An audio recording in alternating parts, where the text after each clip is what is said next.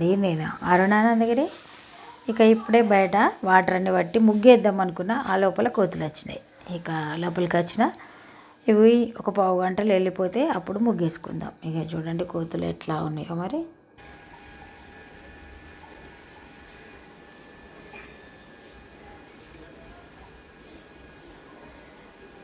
అది కోతి మాటలు రావని అనుకుంటున్నాం, కానీ చూడండి అవి గింజలు దొడ్డుంటాయి కదా, తినరాదు దానికి అని వద్దు తినకని చేతి మీకెళ్ళి కొడుతుంది.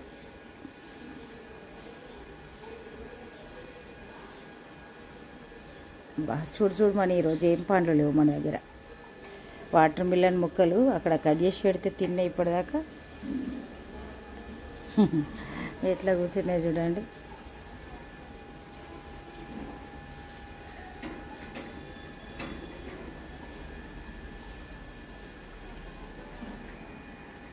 ఇక ఈరోజు సండే, మరి సండే అగ్నిహోత్రం చేస్తున్నా. అయితే పూజ రూమ్లో అయితే నేను షూట్ చేయలే. ఈ కోతుల హడావుడితోటి తొందరగా దీపారాధన చేసుకొని ఇక్కడికి వచ్చి అగ్నిహోత్రం చేస్తున్నా. ఇక ఈ అగ్నిహోత్రం చేసేటప్పుడు కూడా కోతులు ఇంట్లోకి వస్తే ఏమో అని టెన్షన్ కొద్దీ కంప్లీట్ చేసిన. హలో అండి, నేను అరుణానందగిరి. ఇక ఈరోజు బియ్యపు ఉప్మా చేస్తున్నా. ఇక ఆయిల్ వేసి ఉంచిన, ఇప్పుడే రవ్వ తయారు చేసిన, జల్లించి పెట్టిన, కొద్దిగా ఆయిల్ కలుపుతుంది. ఆయిల్ వేసిన, పసుపు, ఆల్రెడీ వాటర్ బాయిల్ అవుతున్నాయి. ఇక పాలు కూడా అయినాయి. ఈరోజు సండే రోజు అగ్నిహోత్రం. మరి నిత్య పూజ అయిన తర్వాత అగ్నిహోత్రం చేసుకొని వచ్చిన తర్వాత కడిగిన బియ్యం ఉండే, ఇక వాటితోటి రవ్వ చేసి ఈరోజు బియ్యపు ఉప్మా వేద్దామని మరి ఇట్లా చేస్తున్నా. పసుపు, కొద్దిగా నూనె కలుపుతున్నా. ఇక ఈ పోపు వేసి ఇవన్నీ చేసేసరికి అవుతుంది. అయితే ఈరోజు మనం దీనికోసం వెల్లుల్లిపాయలు, ఉల్లిగడ్డ, పచ్చిమిర్చి, కరివేపాకు, తర్వాత పెసరపప్పు లేకుంటే శనగపప్పు అయినా బాగానే ఉంటుంది. ఎండుమిర్చితో కూడా చేసుకోవచ్చు. మన దగ్గర పచ్చి ఉన్నాయి కాబట్టి నేను పచ్చి వాడుతున్నా, మీరు ఎండి కూడా చేసుకోవచ్చు. ఇక చూడండి స్మూత్గా మారింది కదా. ఇక ఇప్పుడు ఇవి పోపేద్దాం. మరి వెల్లుల్లిపాయలు, ఒక 2 వెల్లుల్లిపాయలు చూడండి. ఆవాలు వేస్తున్నా నేను. మీరు జీలకర్ర ఇందులోకి బాగుంటుంది నా ఉద్దేశం అయితే.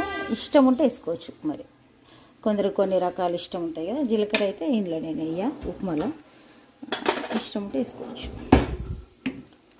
ఇక పెసరపప్పుతో చేస్తున్న ఈరోజు మనం. ఇక్కడైతే మనం ఆయిల్ తర్వాత పసుపు కలిపి పెట్టినాం కదా, రవ్వ స్మూత్గా మారుతుంది. వేడి ఈ పోపు వేసిన దాంట్లో వేస్తాం కదా, ఇంకా కొంచెం ఫ్రై కాగానే ఈజీగా అయిపోతుంది. ఇక్కడ వాటర్ వేడి చేస్తాం కాబట్టి టోటల్గా కుక్ అవుతుంది. లేకపోతే కొంచెం టైం తీసుకుంటుంది. అందుకని ఇట్లా చేయాలి. పాతకాలంలో మన తెలంగాణలో బ్రేక్ఫాస్ట్లు లేకుండే, ఇప్పుడు మార్నింగ్ బ్రేక్ఫాస్ట్ అనేది ఇప్పుడు మనకు దాదాపుగా ఒక 60 ఏళ్ళ కింది నుండి స్టార్ట్ అయింది కావచ్చు. ఇక పల్లెటూర్లలో అయితే ఇక అంతకుముందట అస్సలు లేదు. ఇక ఇప్పుడు స్టార్ట్ అయింది. ఒక 50 సంవత్సరాల నుంచి స్టార్ట్ అయింది కావచ్చు. ఈ మన స్కూల్కి వెళ్ళడము, పొద్దున ఏదో ఒకటి తిని వెళ్ళడం ఇట్లా. కానీ ఇక్కడైతే మనకు అంతకుముందు అయితే లేదు. పొద్దున నైట్లో రొట్టెలు చేసుకునేటోళ్ళట పాతకాలంలో. ఎక్కువ ప్రతిరోజు రాత్రి రొట్టె తినేటోళ్ళట. రొట్టె ఎందుకు తినడు అంటే, మనమేమో ఇప్పుడు నైట్లో రొట్టె తినడు అంటే డైటింగ్లో భాగంగా వెయిట్ పెరగకుండా ఉండడానికి ఇప్పుడు రొట్టె తింటున్నాం. ఆ కాలంలో నైట్లో రొట్టె ఎందుకు తిన్నారంటే, అప్పుడు అన్నం కాదు తినేది, గట్క తినేటోళ్ళు. గట్క అంటే మనం మొక్కజొన్న కంకులు తింటున్నాం కదా, వాటితోటి పిండి చేసుకొని రవ్వలాగా చేసుకొని ఆ గట్క అనేది తినేటోళ్ళు. అదే అన్నం బదులు. ఆ గట్కను 2 సార్లు తినుడు ఇష్టం లేక ఏం చేసేటోళ్ళు, ఆ గట్క ఇట్లాంటి రవ్వ, ఇదే రవ్వ కానీ మొక్కజొన్నది. ఈ రవ్వనేమో మార్నింగ్ వండుకునేటోళ్ళు, దీనిలో పిండి కూడా వెళ్తుంది. ఆ పిండినేమో నైట్లో రొట్టె చేసుకునేటోళ్ళు. అట్లా వినియోగించుకునేటోళ్ళు. తెలంగాణలో ఎక్కువ కష్టజీవులే. ఇక్కడ బాగా డబ్బులు ఉన్న వాళ్ళు అనేది భూస్వామ్య వ్యవస్థ ఉన్నదాకనే, మిగతా ప్రజలంతా చాలా కష్టపడి బ్రతకడమే ఉండే. ఇక అట్లాంటి జీవన విధానంలో ఎక్కువ బ్రేక్ఫాస్ట్లు ఏం లేవు. ఇవే ఎప్పుడో ఒకసారి, వారానికి ఒకసారి ఉప్మా పోసుకున్నాం అని చెప్పేటోళ్ళు. అది కూడా బియ్యంను మన ఇసురు రౌతులు వేసి ఇసురుకొని వేసుకునేటోళ్ళు. ఇప్పుడైతే మనం మిక్సీ వేసినాం. ఇక చూడండి, దీనిలో వచ్చిన పిండిని ఇట్లా ఒక బాక్స్లో వేసి ఉంచుకున్నా. ఇది కడుపుల మీద ముగ్గేసుకోవడానికి ఉపయోగపడుతుంది. కరివేపాకు కూడా వేద్దాం. కొత్తిమీర కూడా వేసుకోవచ్చు, మీ ఇష్టం. నేనైతే కరివేపాకు వేసుకున్నా.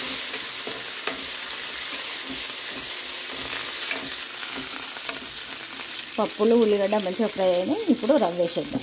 నేను 3 గ్లాసులు వేసిన. ఎంతమంది ఉంటే అన్ని గ్లాసులు వేసుకోవాలి. వేస్తే కరెక్ట్ ఉంటుంది. బ్రేక్ఫాస్ట్ కరెక్ట్ చేయాలి.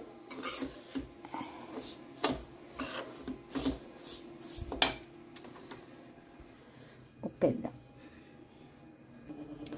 ఉప్పు వేసిన తర్వాత మంచిగా కలపాలి. అయితే పాతకాలంలో ఎట్లా చేసేటోళ్ళు అంటే, ఇప్పుడు ఉల్లిగడ్డ ఇవన్నీ ఫ్రై అయినాయి కదా, ఫ్రై అయిన తర్వాత అదే ముక్కుట్లో వాటర్ వేసేటోళ్ళు. ఇట్లా సపరేట్గా పెట్టకుండా అందులోనే వాటర్ వేసి ఆ వాటర్ బాయిల్ అయిన తర్వాత ఈ రవ్వను వేసేటోళ్ళు. అయితే నేను ఇప్పుడు వాటర్ సపరేట్గా బాయిల్ చేస్తున్నా. ఈ రవ్వను మళ్ళీ కొద్దిగా ఇట్లా ఫ్రై చేస్తున్నాం కాబట్టి ఈజీగా ఉడికిపోతుంది, మంచిగా వస్తుంది. అట్లా రోజుకు కొన్ని కొత్తగా చేస్తూ ఉంటాం కదా, కొద్దిగా మార్పులతోటి నేనైతే ఇట్లా చేస్తున్నా. మరి బియ్యపు రవ్వ ఉప్మా అంటే మా ఇంట్లో అందరికీ ఇష్టమే, మంచి టేస్ట్ ఉంటుంది. ఇక ఇప్పుడు వాటర్ వేసేద్దాం. వాటర్ వేడైనాయి.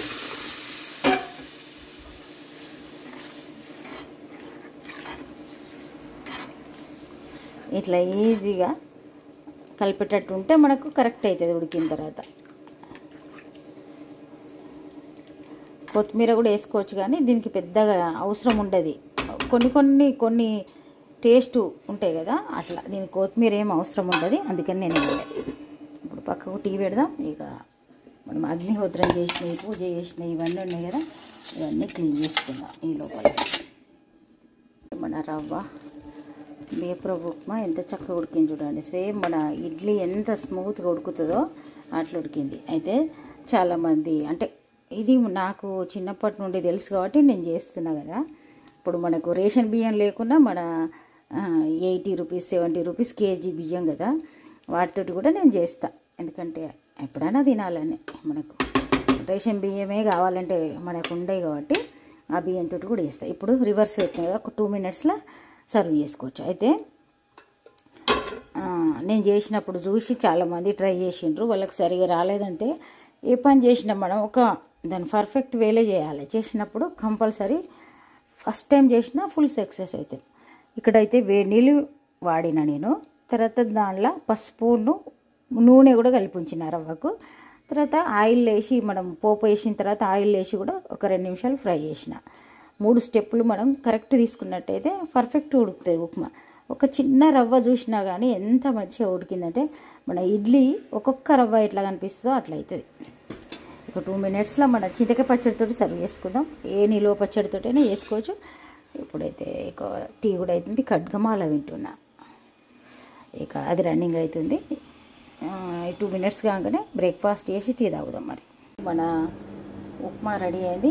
చింతకాయ చట్నీతో సర్వ్ చేసిన. ఇంకా మీకు ఎక్కువ కావాలంటే కూడా ఎక్కువ వేసుకోవచ్చు.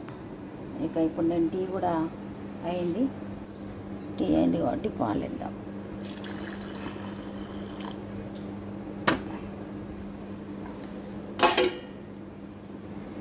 పొద్దున్న దాకా తిరుగుతూనే ఉంటాయి పక్షులు. ఈరోజు మరి మన వంట వండుతుంటాం. ఇక వేసేద్దాం.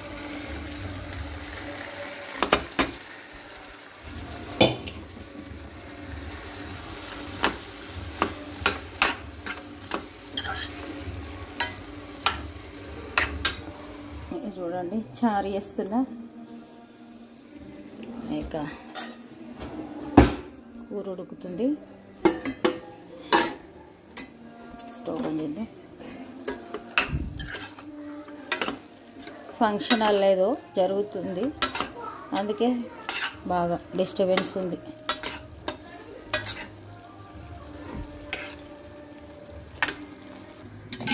చూడండి, ఈరోజు పచ్చిమిర్చి కాల్చి చేసిన కదా, మంచి టేస్ట్ ఉంటుంది. ఈ చారు చేసిన. ఇక పెరుగు ఇవన్నీ ఉంటాయి ఎట్లాగో. ఒక 5 మినిట్స్లో కర్రీ రెడీ అయిపోతుంది. లంచ్ చేసేద్దాం. ఇక ఈరోజు సండే కానీ వెజ్ చేస్తున్నా. ఇక చిట్టి పక్షులు ఆహారం తింటున్నాయి, చూపిస్తాను మీకు. ఇవి మంచిగా మగ్గిపోయినాయి, మెత్తగా మారితే మంచిగా ఉంటుంది. ఆల్రెడీ ఉడకబెట్టినాం కదా, కానీ ఇంకా మళ్ళీ ఇట్లా ఉడికినప్పుడు మంచిగా మెత్తగా మారుతుంది, టేస్ట్ కూడా బాగుంటుంది. ఇక ఈరోజైతే టమాటా వేయలే, టమాటా కూడా వేస్తే బాగానే ఉంటుంది. పక్షులు చూద్దాం రండి. ఇప్పటిదాకా ఇక్కడ ధాన్యం తిన్నాయి. ఇక ఈరోజైతే ఇంత, రేపు ఒక మంచి ఎడితోటి మళ్ళీ కలుద్దాం. అప్పుడు